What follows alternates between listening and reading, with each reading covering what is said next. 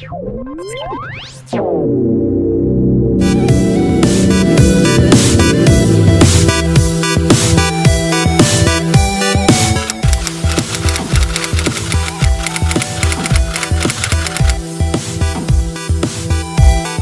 a stranger in my house, somebody here that I can't see, a stranger in my house. Hi, my name is Stephan Sindoni. In today's program, I will discuss a little-known fact surrounding the advantages of a guest account as it relates to a serious topic, internet security. I'll begin by discussing the three kinds of user accounts found on a computer, whether it be a desktop or a laptop. The first is an administrator. An administrator account will enable you to configure the computer system. It is the first user account created when you set up the administrator account. It'll be called either administrator, it could be called super user, or the root user, but it all means the same thing. It doesn't matter which operating system you're using. It could be a Windows computer, an Apple computer, or a Linux operating system.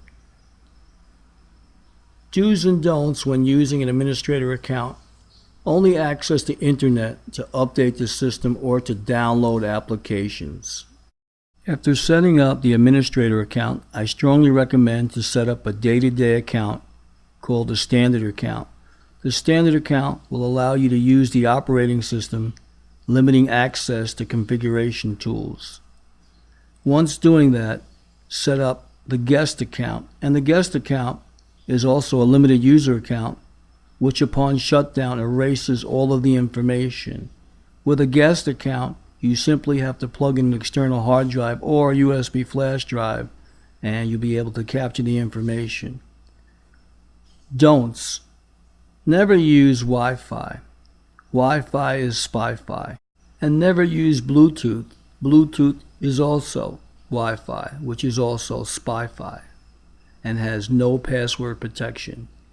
It is easy access for someone to get into your computer by using either the Wi-Fi or the Bluetooth. The second type of account I will discuss here is called a standard account. It is a day-to-day user. The standard account should be used to do all of your work, store all of your files, music, documents, etc.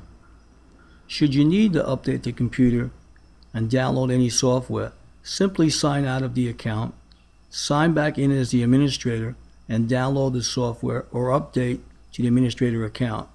Upon doing so, sign out of the administrator account, switch back to the standard day-to-day user account, and you're good to go.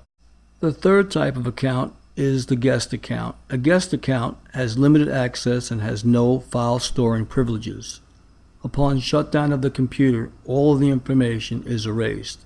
You must have either an external hard drive or flash drive connected to your computer should you need to save any of the work. What you're viewing now is a screen capture of my laptop. It is a MacBook Pro computer which has been converted over to use Linux software. I'm using Ubuntu. You'll notice I have set up 3 accounts already. I have the administrator account under Stephan. I have a standard day-to-day user account under JB, and there's also there a guest account. The guest account can be your best defense against internet hackers. Before going on the internet, I strongly recommend you follow this internet security safety tip. Now plug in your Ethernet cable and get the internet connection. Once again, once you're online, check your Wi-Fi and Bluetooth settings to make sure that they're not on. Now open up an internet browser and do a test. If it all checks out, you can stay logged in as the guest and surf the internet. And remember, if you're going to save anything, you need to have an external hard drive or a US flash drive. Or you can sign out, go into your day-to-day standard user where you have all the features to save files and so on. When surfing the internet as a guest or a standard day-to-day user, should you get a virus or malware which will affect the account, You will not lose a computer to the blue screen of death. Simply sign out, sign into your administrator account, and delete the affected user. Then create a new guest account or day-to-day account, and you're back in business.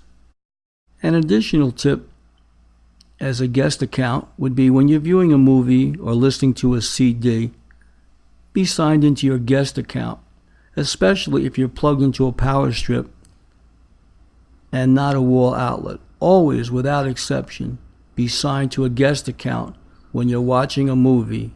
You don't want anyone getting in through the wall outlet and changing your settings unbeknownst to you. There are many other ways to access the internet, such as using a live DVD disc, which is not part of this discussion.